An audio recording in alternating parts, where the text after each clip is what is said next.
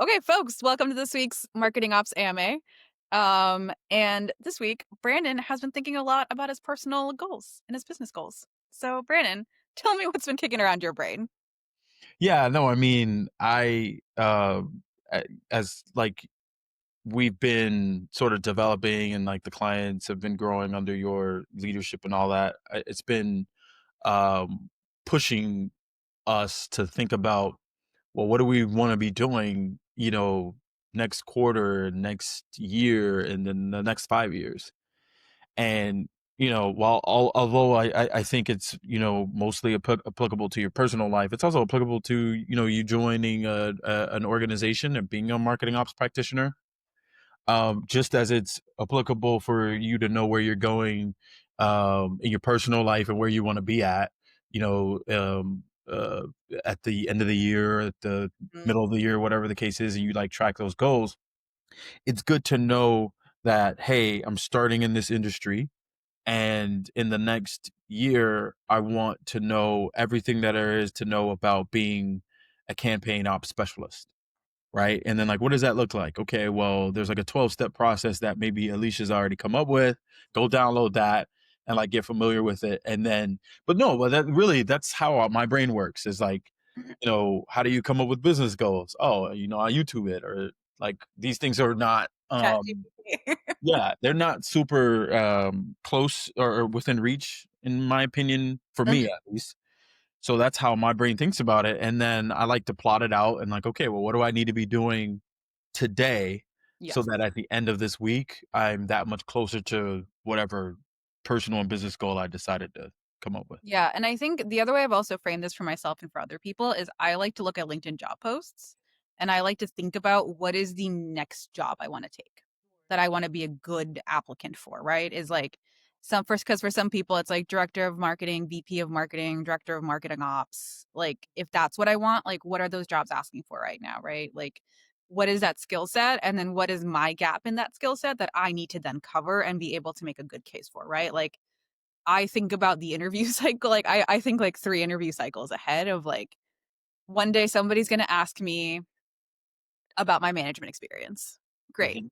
What do I need to do now to make sure I am building the right stories to be able to pitch myself well for the next job, right? And sometimes it's even, like, you want job B, but you need job A first. So, like, Mhm. how do I scaffold myself up Mhm. to where you wanna be in the end, right? Um, but I think the other thing, I think something that you and I have also realized, like, as we're figuring out both, like, personal goals and business goals is, like, I think we've changed our minds a lot Yep. about things, but I think that's okay, right? Because and I think the important part there is, like, you and I have some North Stars about what's important to us, and, like, we keep assessing it around those, right? Instead of, you know, being tied to the goal for the sake of the goal.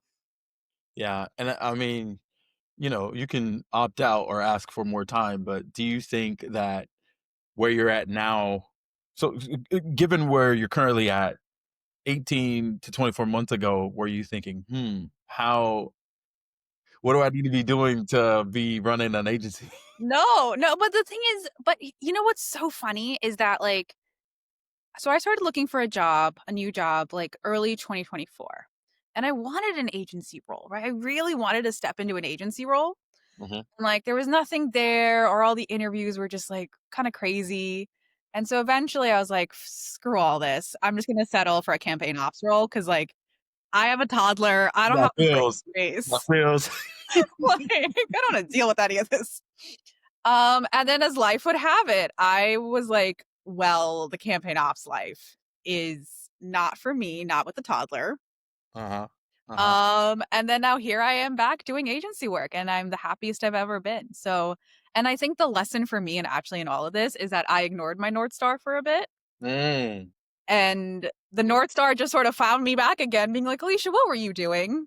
Why did you think this would be the right path for you? And I'm actually kind of glad I took this like random career detour because it actually showed me that like my North Stars of like work-life balance and like working in agency life are actually very true for me. Cause as it turns out, when left to my own devices, I will gravitate back. I'll Yeah, gravitate back there. that's good. Yeah, it is. It's weird. It's a funny like I interviewed with several agencies. It was all kind of like just didn't work out for various reasons. And here we are. Yeah. So, anyway, Brad, any final parting thoughts for us? No, I mean, I think, in the last thing I'll say is that you kinda alluded to this a little bit, but marketing ops can be very, "Okay, you have 100 things to do. What do I do first?" And it feels like it never gets to the, "Alright, I know I'm doing this today, I'm doing this Hmm. tomorrow, and I can breathe." So, I think we just have to be intentional about making the space to think about those Yeah. things, because as far as I know, it will always be crazy. Yes.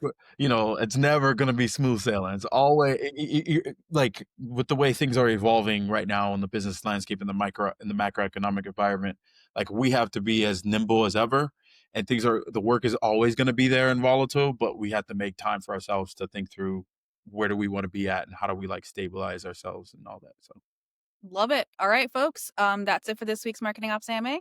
See you around next week. see ya.